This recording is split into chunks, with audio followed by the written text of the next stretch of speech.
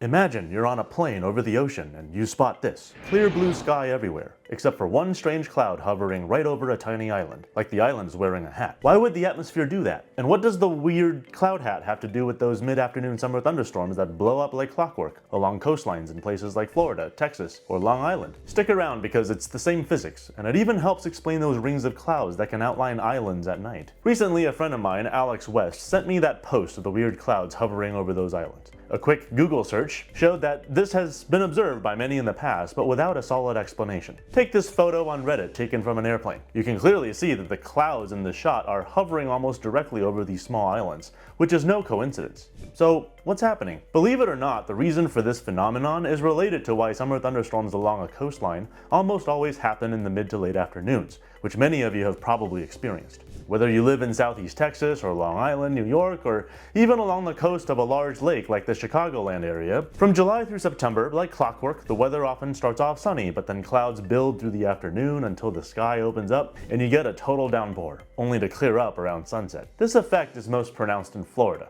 which is surrounded by the ocean. But you can see this along any coastline on a day that's not too windy. The physics behind this is actually rather simple. As the sun comes up and warms the earth during the day, the land will heat up faster than the water. This is because the land has a lower specific heat than water, meaning it requires less heat from the sun than the water does in order to raise its temperature. And because the sun doesn't heat the air directly, but instead heats the surface of the air first, which then in turn heats the air above it, that means by the time the afternoon rolls around, the air above land is typically much warmer than the air directly over the water, causing the air above the land to rise because it's less dense. Along a coastline, when skies are mostly cloud-free and the background wind flow is negligible, this temperature difference causes warm air to rise over land during the day, peaking during the hottest part of the afternoon, with cooler air from over the nearby ocean rushing in to take its place. The front part of this cooler air is known as a sea breeze, which residents along the east and Gulf Coast are probably familiar with, especially during the warm summer months. As this sea breeze progresses inland, the cooler air hugs the ground because it's denser than the warm air, so it scoops up the warm air and causes it to rise,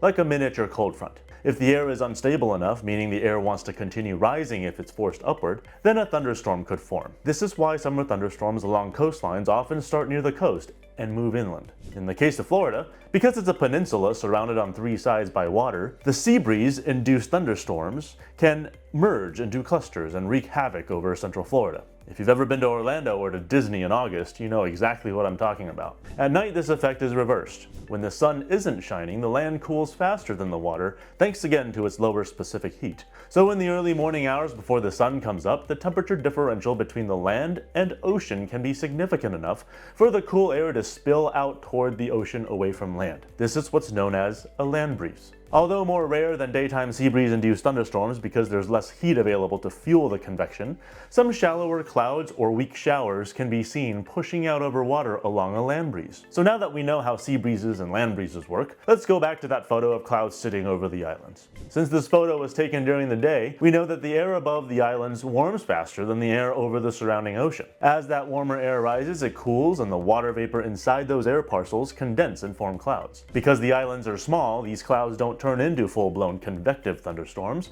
but the same physics are at play as a classic sea breeze. You can think of an island as basically a coastline wrapped around itself. So the warm air rises in the middle, surrounded by a donut of cooler air rushing in from the ocean on all sides. You can see this effect in this recent satellite animation of the islands of central Indonesia. As the afternoon progresses, you can see the islands literally initiating the clouds that are forming right over them. At night, the opposite occurs, with the land breeze pushing outward along the coastlines of the islands, sometimes creating a ring of clouds that form an outline in the shape of each island, which you can see in that same satellite shot taken earlier in the morning, right after sunrise. So the fundamental dynamics behind sea breezes and land breezes are the same as what you'll find in your convection oven. Warm air rises and cool air sinks. But as simple as this is, this type of circulation can dominate your local weather, particularly when larger scale storms are absent. This is why tropical regions tend to see the most sea breeze and land breeze circulations. But any area along a coastline can experience these in the warm summer months. As we enter the winter season, another local scale convective circulation along coastlines will take center stage, and that is lake effect snow, which we will explore in a future video. If you haven't already, please subscribe as I take you on a journey through how the weather works, leveraging meteorological science to demystify your daily experience experiences of the Untamed Skies. Please drop a comment below if there's a specific weather phenomenon that you'd like me to tackle, and we'll break it down.